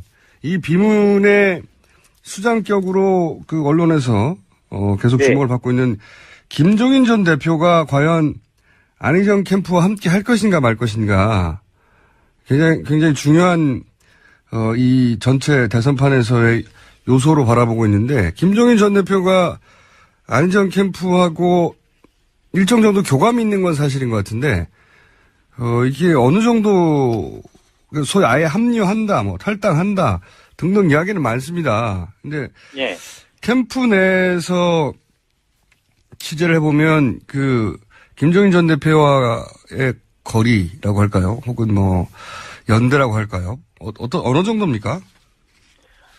실제로 안희정 지사가 말하자면 이제 대선을 준비하면서라기보다는 어쨌거나 그 공부를 하면서 김종인 전 대표하고 직접 만나서 공부도 하고 이러저러한 조언도 구하고 이건 사실이죠. 그래서 방금 말씀하신 교감이라는 거는 그 정도 수준인 것 같고요. 사실 그 정도 수준이라는 게 굉장히 높은 수준입니다. 공부를 같이 했다는 거니까요. 그런데 이건 확실히 말씀드릴 수 있을 것 같아요. 경선 과정에서 김종인 전 대표의 합류는 없을 것 같습니다. 물론 이제 김종인 전 대표가 인터뷰 때마다 말이 뉘앙스가 조금씩 달라요. 이게 본인은 그런 말을 한 적이 없다라고 이야기하면서 꼭 김종인 전 대표의 측근이나 어떤 때는 직접 그 본인 이야기한 것으로 본인 행보를 밝히거든요. 하지만 지금까지 종합적으로 봤을 때는 본인 안 지사 캠프에 합류하는 것은 아니다. 최소한 경선 때까지는 이렇게 말씀드릴 수 있겠고요. 그리고 지금 안 지사 캠프 같은 경우에는 현역 의원들이 직접적으로 합류하는 경우가 거의 없습니다. 왜냐하면 안 지사 본인이 각자의 자리에서 지지선언을 해달라고 이야기를 하고 있고요. 실제로 지지선언을 그런 방식으로 하려고 준비하는 의원들도 있고요. 그렇다고 한다면 김종인 전 대표가 지지선언 정도로 안 지사에 합류를 할 것인가, 안 지사 캠프 쪽에 합류를 할 것인가, 사실은 좀 모양이, 그런 모양을 갖추기는 좀 그렇죠. 그래서 본인은, 앞으로는 어떨지 모르겠습니다만 경선판에서는 본인 행보를 결정하지 않을 것이다 이렇게 보는 전망이 매우 우세하고요. 실제로 마크맨들도 그렇게 보는 사람들이 다수입니다. 여기서 마크맨은 김종인 전 대표의 마크맨을 말하는 겁니까? 김종인 전 대표의 마크맨이나 안희정 전 대표의 마크맨이 크게 다르진 않습니다. 왜냐하면 어쨌거나 문 전 대표의 마크맨들은 문 전 대표만 맞고요. 나머지 주자들은 이게 복수로 맞고 있는 경우도 많기 때문에 어쨌든 분위기는 좀 그렇습니다. 알겠습니다. 오늘 여기까지 듣겠습니다. 예, 감사합니다. 네, 지금까지 한겨레신문 하하영 기자였습니다.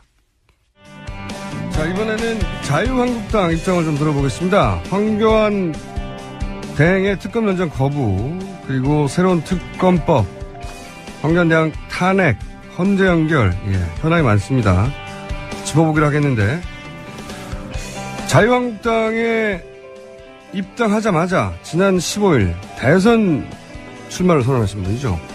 김진 전 중앙일보 논설위원 전화 연결해 보겠습니다. 안녕하세요. 안녕하세요. 네, 오랜만입니다. 네. 예, 안녕하세요. 예. 다른 이야기 전에 이 대선 출마를 선언하셔가지고 많은 사람이 놀랐는데 그 이야기부터 일단 하고 다른 주제 넘어갈 것 같습니다. 저하고는 처음 연결하신 거라서. 입당과 거의 동시에 대선부터 나가기로 하신 이유가 있나요? 왜냐하면 보통은 국회의원 출마도 하고 정치 이력을 어느 정도 쌓다가 대선 출마하는데 입당과 동시에 대선부터 출마하신 이유가 일단 궁금합니다. 정확하게 얘기를 하면 대통령 선거에 출마하기 위해서 입당한 것이죠. 아, 그렇군요. 예. 그러니까 출마를 그러면 갑자기 선언하신 이유가 뭘까요? 선언이야 갑자기 됐지만 본인의 고민과 또 생각은 꽤 오래됐었습니다. 아, 그렇군요. 하여튼 결론적으로 말씀드리면 지난 4월 총선에서 집권당이 제1당까지 잃어버렸지 않았습니까? 예, 새누리당이. 그래서 이러다가는 보수 정권이 정권을 내주겠구나. 네. 이런 걱정과 고민을 하다가 최순실 사태 때 더 충격적이었죠. 그리고 올해 들어서 이제 반기문 총장이 낙마하고. 예. 그래서 제가 판단할 때는, 이제 보수의 대안이었다.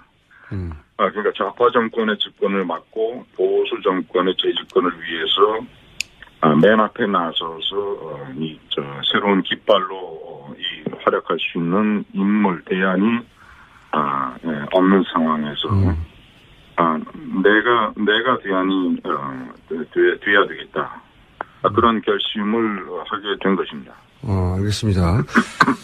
간단히 요약하면 보수 정권이 위기다 이렇게 하다가는 좌파가 집권을 할 텐데 그것은 안 되기 때문에 물론 그 이후에 좌파가 집권하면 안 된다 이 이후에 동의하지 않는 분도 많겠지만 어쨌든 그건 알아들었습니다. 근데 왜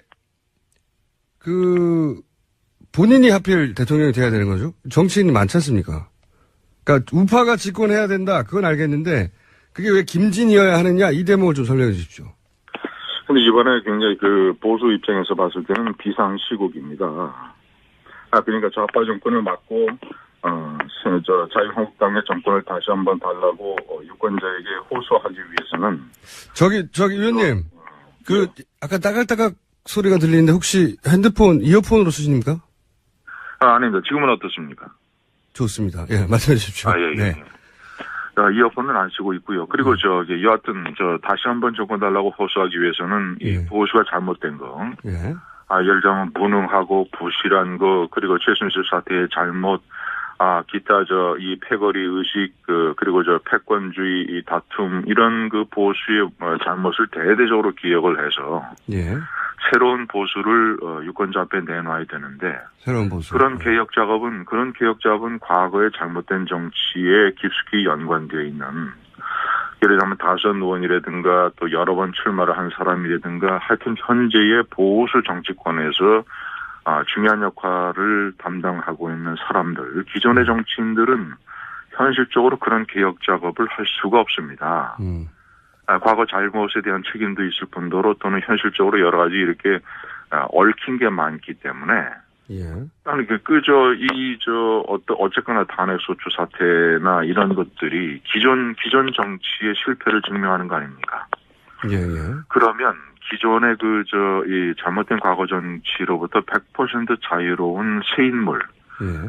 새 인물이 제가 자유한국당뿐만 아니라 여야 대통령 선거판을 통틀어서 유일한 뉴 페이스 새 인물입니다. 완전한 새 인물이시죠. 예. 예, 그래서 새 인물이 새 인물이 이런 대대적인 개혁 작업을 주도를 해서 새로운 보수 개혁 프로그램을 유권자에게 내놓고 호소를 해야 정권을 재창출할 수 있다. 그래서 지금 무슨 정치 경험이 있느냐, 선거 출마 경험이 있느냐 없느냐 이런 거는 결코 중요하지 않습니다. 네. 국정의 주요 문제에 관해서 어떤 문제의식을 가지고 있고 대안을 가지고 있느냐, 그리고 그동안 현실적으로 정치권 밖의 영역에서 어떤 활동을 해왔느냐 이것이 중요한 거지. 지금 선수가 무슨 선수나 지명도나 이런 것들은 저는 별로 중요하지 않다고 생각합니다. 기득권 정치에 얽히지 않아야 개혁을 할 수 있다. 이해가 갔습니다. 근데 이제 기득권 정치에 얽히지 않은 인물도 많지 않습니까? 예를 들어서 제 눈앞에 있는 PD나 엔지니어도 기득권 정치에 얽히지 않은 사람들인데 그렇다고 해서 기득권 정치에 얽히지 않았다는 이유만으로 대통령을 뽑아달라고 하지는 않거든요. 그러니까 새 인물이어야 한다. 여기까지 이해가 가는데 그 새 인물이 왜 김진이어야 하느냐. 요걸 좀 설명해 주셔야. 새 인물도 예. 무조건 정치권에 얽히지 않았다고 해서 대선에 도전하는 것은 무모한 일일 겁니다. 그렇죠. 예. 근데 저는 제가 제 자신을 판단할 때는 준비된 새 인물이다. 준비된 새 인물. 예. 네, 준비된 새 인물. 김대중 대통령이 준비된 대통령이란 구호를 쓰지 않았습니까? 예. 그리고 박근혜 후보가 준비된 여성 대통령이란 구호를 썼는데 예. 저는 한마디로 준비된 새 인물이다. 왜냐? 제가 32년 언론인 생활 중에서 20여 년을 정치부 기자를 했고 예. 그중에 또 10년을 정치 담당 논설위원을 했습니다. 예. 제가 20여 년 정치부 기자를 하면서 10명의 대통령을 겪었는데 이승만 박정희 대통령은 제가 간접적으로 취재를 해서 책도 썼고 전두환 대통령서부터 박근혜 대통령까지는 그 정권을 제가 직접 취재하고 겪었습니다. 예. 그래서 저는 어떤 대통령이 어떻게 해서 성공했고 존경을 받고 있으며 어떤 대통령들이 어떤 부분에서 잘못을 해서 실패를 기록했느냐를 제가 체험한 사람이에요. 가장 가까이서. 그래서 그 정권의 속속들이 그런 성공과 실패의 메커니즘을 잘 알고 있고 특히나 제가 10년 논설위원 할 때는 사설과 칼럼을 쓰고 TV 토론에 나와서 얘기했는데 그 중요한 주제가 뭐 대통령뿐만 아니라 여야 정치 권력이 잘못한 것을 비판하고 대안을 제시하는 일이었습니다. 예. 그래서 저는 어떤 대통령이나 주요 정치 지도자들이 잘못할 때 저는 속으로 분석과 고민을 많이 했어요. 왜 저렇게 못하느냐. 나라면 이렇게 할 텐데. 아니 이건 이렇게 하고 저렇게 하면 문제가 없는데. 예를 들자면 뭐 낙하산 인사, 정경유착 그리고 법과 질서에 대해서 유약한 거 또는 저 좌고 우면하는 거 앞뒤가 다른 거 이런 것들 있지 않습니까? 네. 그런 것들을 안 하면 성공한 대통령이 되는데 저는 그래서 수없는 많은 시뮬레이션을 했다 머릿속에서 내가 대통령이라면 이렇게 하겠다. 불통의 정치를 이렇게 소통의 정치로 바꾸고 기자회견은 어떻게 하고 집무실은 어디로 옮기고 사람들은 어떻게 쓰고 낙하산 인사는 어떻게 방지하고 이런 것들. 그래서 제가 감히 그 말씀드리건데 제 머릿속에는 한 100개의 파일이 그런 시뮬레이션 파일이 정리가 돼 있다. 아니 이 정도면 준비된 제 인물 아닙니까? 그렇게 생각하시는 분들도 있을 수 있을 것 같은데 왜냐하면은 물론 오랜 세월 정치부 기자를 하셨고 정치 논평을 하셨고 비평도 하고 토론도 하고 근데 경제학자들이 사업에서 실패 많이 하거든요. 저는 비판만 한 게 아니에요. 항상 대안을 제시를 했습니다. 저는 구체적인 사안마다 제 주장을 한 번도 해결책을 한 번도 굽힌 적이 없어요. 제가 이제 진보 좌파 진영에서는 저를 많이 공격합니다만은 제가 보수 언론인으로서 싸웠던 5개의 전선. 첫 번째, 광우병 미신에 의한 광우병 사태에 대한 투쟁. 두 번째, 불법 폭력 시위에 대한 단호한 대처. 세 번째, 불법 파업에 대한 원칙적인 처리. 네 번째, 이 좌편향 역사 교과서, 이 김대중 노무현 교과서로 되어 있는 좌편향 역사 교과서에 대한 분석과 대안 제시. 5번째, 사드 미사일을 왜 배치해야 되며 왜 국가안보에 중요한 이 모든 이른바 전선에서 저는 신문 칼럼이나 TV 토론을 통해서 한 번도 제가 이런 거를 회피한 적이 없어요. 물러선 적이 없습니다. 그리고 비판만 하지 않냐고 제가 생각하는 대안을 제시를 했어요. 알겠습니다. 그렇지 않습니까? 예를 들면 경제학자가 경제부총리를 맡는다. 꼭 자기가 생각하는 이론이나 자기의 평상시의 구상을 경제부총리가 돼서 실천하는 거죠. 네. 그 실천할 수 있는 기회를 갖는 것조차 비판할 이유는 없지 않습니까? 물론이죠. 예. 기회를 나한테 달라고 주장은 할 수 있습니다. 근데, 좀 궁금하긴 합니다, 솔직히. 실제로 자유한국당 경선을 이겨서 자유한국당 대통령 후보가 될 거라고 본인이 정말로 믿으시는 건가요? 아니면 이번은 경험 삼아 하는 것이고, 다음, 예를 들어서 총선 국회의원 출마부터 하고, 이런 아젠다가 따로 있으신 건가요? 저는 경험 삼아 출마하지 않았습니다. 제 나름대로 치열한 고민과 예. 치밀한 계산으로 출마를 했어요. 자, 김앵커 어떻게 되냐면 앞으로. 예. 지금 근데 한 가지만 더요. 본인이 이 치열한 경선에서 이길 거라고 경험 삼아 나온 게 아니고 꼭 이길 거라고 믿으시는 근거가 뭔가요? 근거를 지금 말씀드립니다. 예. 근거를 알려주십시오. 가장 중요한 게 경선 룰입니다. 경선 룰이요? 예. 지금 자유한국당은 경선 룰을 아직 정하지 않았어요. 예. 좀 준비를 하고 있습니다. 네. 근데 어떤 식으로 대충 논의들이 많이 진행이 되냐면, 원칙은, 첫째는, 더불어민주당에서 하는 한 200만 국민 선거인단 있지 않습니까? 네. 이런 것은 아마도 불가능할 것이다. 예. 그거는 자금도 엄청 많이 들고, 또 시일도 촉박하고 해서, 그리고 해서 이제 중요한 것은 당원들의 투표권을 대폭 보장하는 것이다. 예? 네. 일반 당원 또는 책임 당원, 대의원 이런 당원들, 당의 대통령 후보를 뽑는 것은 원래는 당원들이 하는 것이 원칙적으로 맞다. 당원들이 당의 주인인데 예. 우리 당의 대통령 후보를 뽑는 것을 뭐 사실상 왜 국민에게 맡깁니까? 근데 어쨌든 그런 것이 어떻게 본인에게 유리하게 작용하는 거죠? 예. 당원들이 되면 지금 뭐 일부 여론조사 지지율이 언론에 보도가 되는데요. 예. 그 일반인들이 하는 여론조사 지지율이라고 하는 것은 지명도, 인지도, 이름이 얼마나 알려졌느냐 이런 것이 크게 영향을 받습니다. 예. 대통령 선거에 여러 번 출마하고 뭐 도지사, 당대표, 의원 지내고 뭐 현재 국무총리하고 하는 사람들의 지명도나 여론조사 인기도가 좀 높을 수밖에 없잖아요. 예.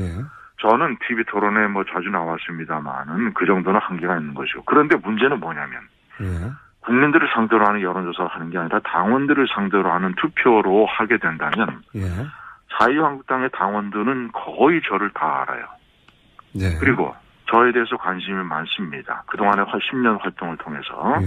그러면 가장 중요한 것은 투표를 하는 사람들이 투표를 하는 대상에 대해서 잘 알고 어떤 그 열정적인 의지를 가질 때 제대로 된 투표 결과가 나옵니다.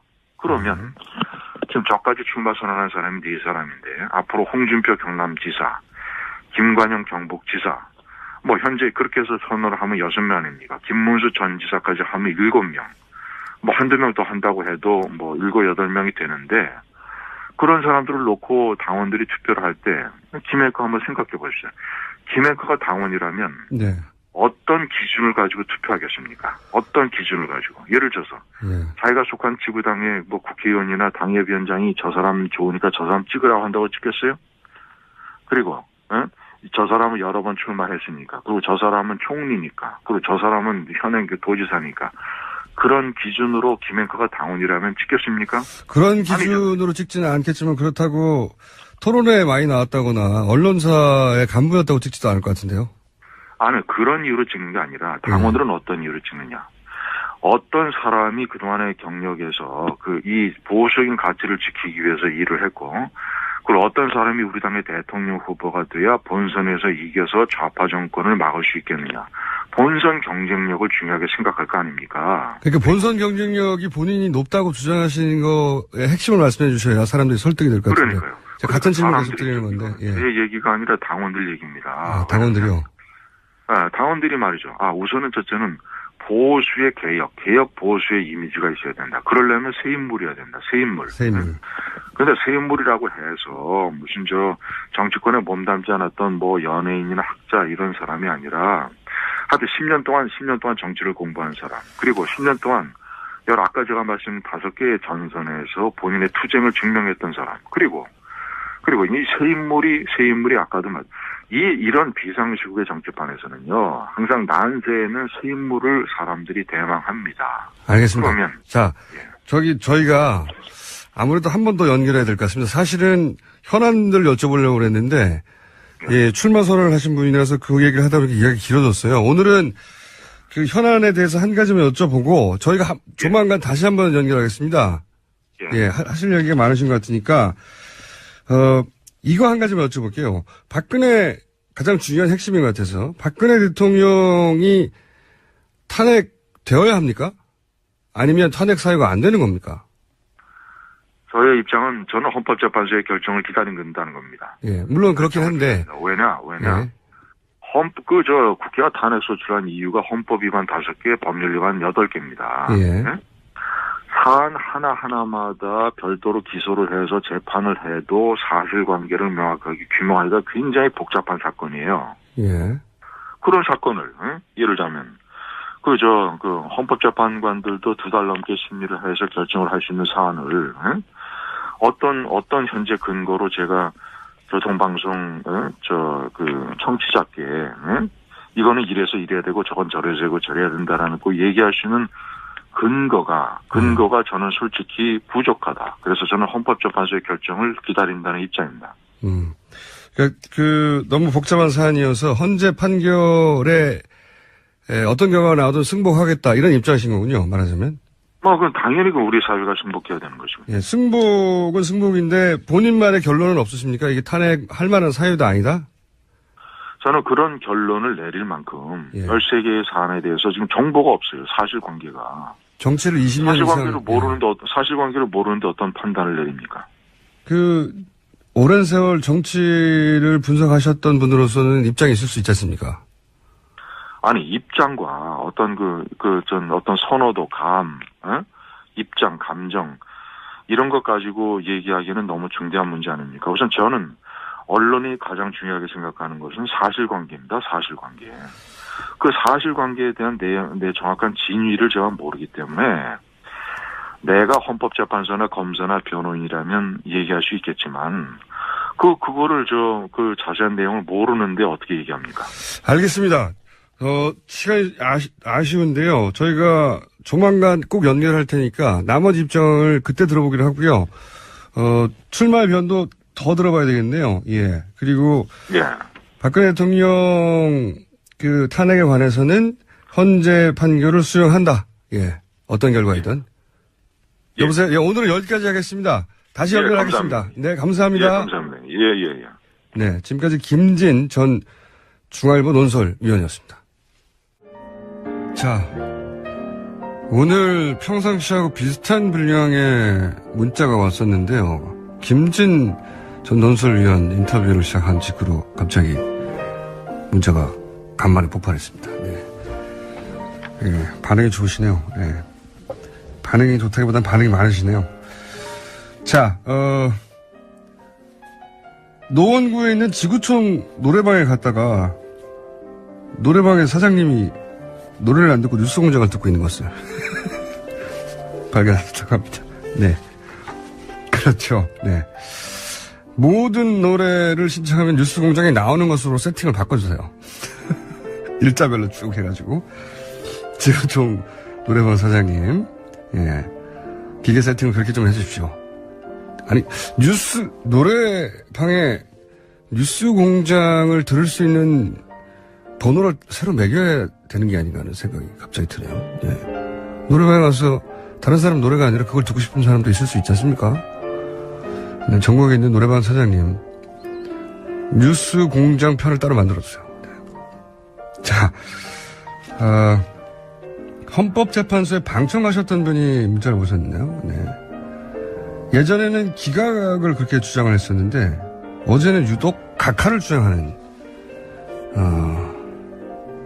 말을 많이 들었다고 합니다. 네. 기각이냐 인용이냐에서 기각이냐 인용이냐 각하로 선택지를 넓힌 거 아니냐. 저한테 가끔 굉장히 적극적으로 의견을 표시하는 분들, 게시판 정도가 아니라 전화로 하신 분들이 있거든요. 본인의 정치적 소견을 이분도 전화로 밝혀주셨습니다. 네. 굳이 전화로 밝혀주셨기 때문에 제가 소개를 드리겠고요. 김진 논설위원을 저희가 다시 한번 모셔야 되겠네요. 엄청나게 문자가 계속 옵니다. 네. 김어준 당신 실패했어. 인터뷰에 이런 분들도 있고, 예. 뭘 또 모시냐는 분들도 있고, 네. 굉장히 많습니다. 이렇게 문자가 많을 줄은 예상을 못했어요. 네. 자, 그리고 저희가 계속 택시기사, 버스기사 얘기하고 있는데, 네. 방송 좀 틀어주십시오, 기사분들. 오늘 여기까지 하겠습니다. 불친절한 AS였습니다. 박근혜 대통령을 파면해서 정의를 갈망하는 국민이 승리했음을 선언해주기 바란다. 대통령 탄핵 심판에서 국회 측 최종 변론 내용입니다. 국회 탄핵소추위원 국민의당 김관영 원내수석 부대표 전화 연결해 보겠습니다. 안녕하세요, 의원님. 네, 안녕하세요. 김관영입니다. 네, 국회 탄핵소추위원이시고 탄핵 심판에도 직접 참여하셨는데 어제 이제 최종 변론이 있었습니다. 예. 예. 거대한 사건이어서 이 탄핵 심판을 주도한 분으로서 소리가 남다를 것 같아요. 소추위원으로서 만감이 교차합니다. 그동안 재판부도 공정하고 신속한 재판을 이끌기 위해서 많은 노력을 하셨는데 또 저희는 또 국민의 명령에 따라서 국회에서 의결된 탄핵 소추가 인용될 수 있도록 최선을 다했고 진 인사 대천명의 마음으로 결과를 기다리겠습니다. 가장 그동안 속이 탔을 때는 언제였습니까? 대통령 측에서 증인들을 신청을 했는데 신청된 증인들이 대거 불출석하고 예. 또 그 불출석한 증인을 다시 또 기일을 잡아서 별도로 또 소환을 하면서 기일이 계속 지연되는 그런 모양이 벌어졌거든요. 지연술이 뭐 어쨌든 어느 정도 작용을 했죠. 실제로 효과가 있었습니다. 네, 상당히 효과가 있었고요. 또 막판에 또 전혀 그동안 재판에 관여하지 않았던 변호사님 3분이 네. 마지막 재판 3번에 걸쳐서 들어와셔가지고 그 소위 김평우 네. 변호사님을 비롯한 그분들이 그동안 전혀 주장하지 않던 좀 생뚱맞은 주장들을 계속 강하게 하면서 또 재판부를 모독하고 이래서 예. 굉장히 착잡했습니다. 그 생뚱맞은 주장이라고 하는 것들이 이제 소위 말해서 이 헌재 판결 자체를 받아들일 수 없다 아예. 그 전략이 그때부터 바뀌지 않았습니까? 또 한 번. 그전에는 지연 전략이었다면 그다음부터는 탄핵 결과가 인용이 되면 받아들일 수 없다. 네, 이런 정도의 주장을 계속하기 시작했는데. 이제 거의 그 협박하는 거거든요. 예. 판부를. 피바다로 광장에 물들 것이다. 예. 뭐 이런 식의 발언을 하면서 인용하면 큰일 난다는 식으로 이렇게 얘기를 했고 또 판 자체가 국회에서 소추 의결 절차 자체가 위법하기 때문에 아예 각하되어야 한다. 예. 라고 하는 주장을 또 굉장히 강하게 어제까지도 이렇게 많이 했습니다. 예. 그런데 그 부분은 이미 법무부에서도 국회에서의 소추 절차가 적법하다라고 의견을 보내왔고요. 네. 또 재판 초반에 재판부에서 합의를 해서 이 부분은 국회에서 의결 절차의 유법성은 처리하는 것으로 그 주장 자체를 처리하는 것으로 얘기가 이미 정리가 된 다음에 재판이 계속 진행이 돼 왔었거든요. 네네. 예, 그렇기 때문에 재판 막판에 또 그런 주장을 하는 것이 저희로서는 대단히 좀 의아했다 이렇게 말씀드리겠습니다. 대통령 변호인단이 주장했던 마지막 부분에 주장했던 뭐 절차적 문제라든가 하는 것들은 이미 다 클리어된 문제인데 다시 이제 들고 나와서 이상했다는 말씀이신 것 같고 그죠? 예. 대통령의 최후 진술은 또 어떻게 보셨습니까? 뭐 거의 전부 다 부인했는데요, 사실은. 저는 대통령이 마지막에 막 감수했다고 봅니다. 변호사들이 다 쓰고. 네. 그런데 그동안 이미 변호사들이 변론 과정에서 수차례 얘기했던 얘기를 정리해서 대통령의 직접 진술인 것으로 이렇게 했는데 뭐 초지일관 발뺌, 변명 뭐 그런 것이죠. 예. 예를 들어서 이 재단 설립을 본인이 아니라 기업이 자발적으로 했다는 주장은 아직도 하고 있는데요.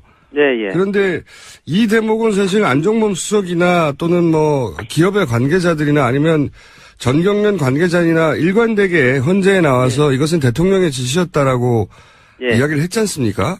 예. 그런데도 불구하고 이렇게 최후 진술에서 기업들이 자발적으로 했다고 하면 이건 이 헌재 재판관의 눈에서 보면 어떻게 보일까요? 헌재 재판관은 아니십니다만. 뭐 저도 거기서 재판을 계속 참석했기 때문에 그런 증언들을 제가 다 직접 들었죠. 네네. 그런데 아마 대통령 대리인단은 대통령에게 보고를 하면서 그런 얘기를 다 빼는 것 같습니다. 대통령의 주장을 당신 말이 맞습니다. 그렇게 저희가 주장을 해서 하겠습니다. 그리고 그동안 헌법재판소에 나온 여러 증거들을 보면 대통령 말씀을 뒤집기는 굉장히 부족하다고 생각합니다. 이렇게 보고하는 것 같아요. 그분들은. 대통령하고 회의를 거의 안 하시는 것 같더라고요. 보니까. 뭐 회의를 하는지 안 하는지는 모르겠습니다만은 있는 사실 그대로를 대통령에게 보고하면서 좀 보수적으로 생각하면서 변론도 하고 이렇게 해야지 그래도 뭐 그나마 좀 가능성이 생기는데 이분들은 그냥 자기들 하고 싶은 말씀만 계속 하시는 것 같아요. 좀 이상한 일이긴 합니다. 이게 보통 이런 주장을 하다가 전혀 정반대의 증언이나 증거물이 계속 나오면 이걸 좀 수정해 가거나 하지 않습니까? 대개 이제 나온 증거는 인정하면서 그것을 해석하는 방식에서 좀 다르게 해석한다든가 네네. 이렇게 하면서 이제 법리적으로 다투는 것이 통상적인 재판 과정인데 뭐 아예 그런 것 자체를 다 부인을 하니까요. 예. 전면 부인해 버리니까요. 예. 이건 어떻게 생각하십니까? 이제 세월호 관련해서도 예. 탄핵 소추 사유 가운데 세월호 참사 책임 부분은 별도로 강조를 했어요. 국회 측에서. 예. 별도로 강조하신 이유를 좀 설명해 주시고. 예. 여기 대해서 국민들이 그 부분에 대해서 좀 더 자세하게 알고 싶어하고 과연 세월호 문제에 대해서 국회가 그동안 어떻게 뭘 주장하고 있는지 또 대통령 측에서 어떻게 주장했는지를 별도로 저희가 정리해서 국민들에게 알려드릴 필요가 있다라고 생각해서 그것만 별도로 빼서 저희가 주장을 한 겁니다. 대통령 측에서는 또 여기에 대해서 대통령이 이 구조에 지나치게 개입을 하면 방해가 될 거라고 생각해서 뒤에 물러나 있었다 하는 식으로 답변을 했는데 전반적으로 세월호 관련한 대통령 측의 답변은 어떻게 생각하십니까? 어떻게 평가하십니까? 이제 저희가 주장하고 있는 것은 대통령이 그날 하여야 할 일을 안 했다는 것이거든요. 그렇죠. 한마디로 하면. 예. 그리고 가장 큰 것은 대통령이 집무실에 근무를 하지 않았습니다. 예. 평일이고 또 평소같이 집무실에 근무를 했으면 그런 얘기가 안 나오죠. 예. 그런데 어디에 있는지조차 안보실장조차도 모르는 상황이 7시간이나 계속됐다라고 하는 것은 대단히 큰 문제인 것이고요. 우리 헌법 대통령이 선서를 할 때 성실하게 직무 수행할 것을 선서를 하는데 그 선서를 할 때의 그 맹세를 잃어버린 행동이었다 이렇게 생각을 하고요. 저희는 그 대통령 선서문도 결국 헌법에 명시적으로 나와 있기 때문에 그것도 지키지 않으면 헌법 위반으로 볼 수밖에 없다라고 생각하는 겁니다. 그 황교안 대행이 결국 이제 연장을 거부했습니다. 특검에 대해서. 네. 예. 그러면서 이제 조기 대선에 영향을 미칠 수 있기 때문에 안 된다는 이유도 들었는데. 예. 이 주장은 어떻게 보십니까? 사실 고려해서는 안 될 상황이죠. 대선에 어떤 영향을 미치고 안 미치고는. 그리고 특검이 그동안 수사를 쭉 해왔는데 지금 대단히 미진합니다. 네. 그리고 해야 될 일이 많고 또 그 판단은 특검이 하게 돼 있죠. 저희가 특검법을 국회에서 만들 때 네네. 당초에 사실 100일을 원샷에 넣으려고 했다가 70일, 30일로 나눠달라고 해가지고 이렇게 나눈 건데 그 30일 연장에 관한 부분은 대통령이 권한을 가지고 해야 되겠다 말해야 되겠다 이렇게 판단을 하면서 자기의 재량을 가지고 판단할 문제가 아니고 네네. 특검이 하다 보니까 30일이 필요합니다라고 해서 요청하면 그것은 그냥 승인해줘야 되는 기속재량이라는 그런 측면이 강하다는 것이 대다수의 법률가들의 의견입니다. 당시 새누리당도 당연히 자동으로 연장된다고 했었죠. 그런 의미로 얘기한 건데요, 그때. 예. 네, 제가 그 법안을 직접 만들고 협상을 했기 때문에 네네. 그 당시 사정을 너무 잘 알죠. 네. 그래서 뭐 그 30일 연장 안 되겠느냐 당연히 되는데 새누리당 의원들 좀 설득하기 위해서 70일, 30일로 좀 나눠줘라. 이렇게 얘기해서 한 건데요. 어쨌든지 이 대통령 권한대 황교안 대행의 거부는 대통령 보호 또 대통령에 대한 은혜 갚기다. 저는 이렇게 생각을 하고요. 대통령을 특검에서 수사를 하지 못하도록 끝까지 막은 것에 대한 역사적 책임을 져야 될 것이다. 저는 생각합니다. 그래서 이제 황교안 대행의 탄핵까지 이제 야3당은 주장하고 있는데 근데 이런 얘기 있지 않습니까? 지금 대통령도 탄핵 상태인데 권한대행도 탄핵하게 되면 그럼 누가 국정을 운영하냐? 이것은 이렇게 야당이 몰고 가다가는 역풍에 불 수 있다. 그런 지적도 있습니다. 어떻게 평가하십니까? 황대행이 탄핵하기 전에 대통령 탄핵이 되면 황대행이 탄핵도 되기 전에 그만두고 대통령 출마할지도 모르겠어요. 만약에 대통령을 출마하게 되면 이제 그런 절차를 밟지 않습니까? 네네. 그러면은 대통령도 없는데 국무총리도 없는데 나라는 어떻게 되냐 이 말은 안 통하는 거죠. 뭐 탄핵 절차를 밟아서 그분이 정지가 되는 거나 대통령 출마를 위해서 그만두는 거나 마찬가지고 결과는. 그리고 최종적으로는 만약에 그렇게 되면 경제부총리가 그 권한을 이어받아서 대행을 하게 되는 것이죠. 네네. 이렇게 되는 상황이고요. 그러니까 물론 뭐 그런 걱정이 일부 있다는 거 저희들도 알고 있습니다. 네. 지나치게 몰아붙이는 거 아니냐. 네네. 나라를 너무 혼란에 빠뜨리는 거 아니냐라고 하는 그런 말씀도 있는데 그것보다는 저희들은 지금 가장 대한민국에 절실한 것은 정의를 바로 세우는 것이다. 예. 라고 생각을 하고요. 그동안 황교안 사실 권한대행도 대통령과 같이 일한 공범자입니다. 그런데 그동안 뭐 저희가 나라를 위해서 또 그분이 국회와 충분히 업무를 해나가면서 협조하겠다 이렇게 말씀을 했기 때문에 저희가 지켜본 것이죠. 그러나 그 이후에 청와대 압수수색 과정에서도 내일 아니다 이렇게 얘기하고 또 가장 중요한 이 특검을 마치 자기의 권한인 것처럼 해가지고 이게 거부해버리고 등등 이런 것들은 대한민국 헌정사를 굉장히 훼손하는 것이다 이렇게 생각이 들기 때문에 저희가 불가피하게 탄핵할 수밖에 없다 이렇게 생각합니다. 국정 운영을 이제 황교안 대행한테 맡겼더니 이제 본인의 대선 운동을 하고 있었다 뭐 이런 평가도 있기도 하고요. 그래서 탄핵 그거는 그거는 뭐 국민들께서 판단하실 겁니다. 알겠습니다. 주로 대통령 코스프레를 많이 하고 있다라는 그런 평가들도 상당히 있는 게 사실입니다. 근데 이제 바른정당은 여기서 이제 한 발 물러섰습니다. 특검 연장에 대해서는 연장을 거부한 데 대해서는 비판하지만 탄핵까지 갈 사안은 아니다. 이렇게 발을 뺐는데, 이렇게 되면, 실제 탄핵안을 통과시키는 데까지 갈 수 있을까요? 이 정족수에는 문제가 없고요. 네. 이 총리를 탄핵시킬 때는 150명 이상이면은 가능합니다. 그렇기 때문에 야삼당으로 충분하군요. 야삼당으로 충분한데 뭐 가능하면 그래도 지금까지 여기 이렇게 왔고 또 특검 연장을 거부한 점에 대해서 바른정당도 비난하면서 새로운 특검법을 같이 추진하자고 했기 때문에 저희가 가능하면 탄핵 문제도 좀 같이 갈 수 있도록 오늘 또 야사당 원내대표 또 당대표 연석회의가 있기 때문에 그런 회의체를 통해서 설득해 나가도록 하겠습니다. 알겠습니다. 자, 그러면은 이제 남은 방법은 3월에 임시국회 열어가지고 새로운 특검법을 만들겠다. 이렇게 현재까지는 야삼당은 그렇게 얘기를 하고 있고 바른정당까지 사당이 그런 얘기를 하고 있는데 지금 임시국회 소집은 할 수 있지만 실제 자유한국당이 이제 계속 반대하는데 남은 방법은 직권상정 외에는 없는 거죠? 제가 궁금해서 여쭤보는 겁니다. 뭐 현실적으로는 그렇게 될 가능성도 있지만 저희가 자유한국당 잘 설득해서 자유한국당에서 좀 하려고 했던 법안들도 있거든요. 그런 것들을 좀 3월 국회에서 좀 마무리될 수 있도록 해야 되기 때문에 어느 정도의 의사 일정은 잡힐 수밖에 없다고 생각을 하고 자유한국당과 충분히 의논을 해 나가도록 하겠습니다. 자유한국당이 다른 법안이 눈에 들어올 지금 상황이 아닌 것 같긴 한데요. 자, 협의를 잘 해주시고 마지막 질문인데요.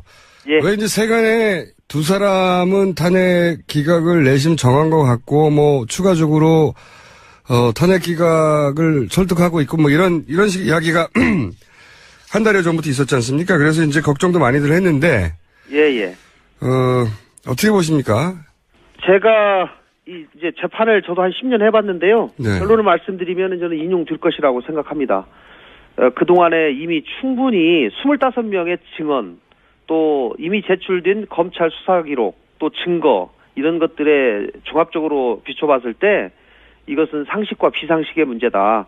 그리고 소위 뭐 의심을 하시는 그런 재판관님들 뭐 두 분 말씀하시는데 저는 그분들도 오랫동안 재판을 해오셨고 법조계에서 신박맞는 분들이시기 때문에 그분들도 상식에 근거해서 현명한 판단을 내리실 것이다. 저는 이렇게 생각합니다.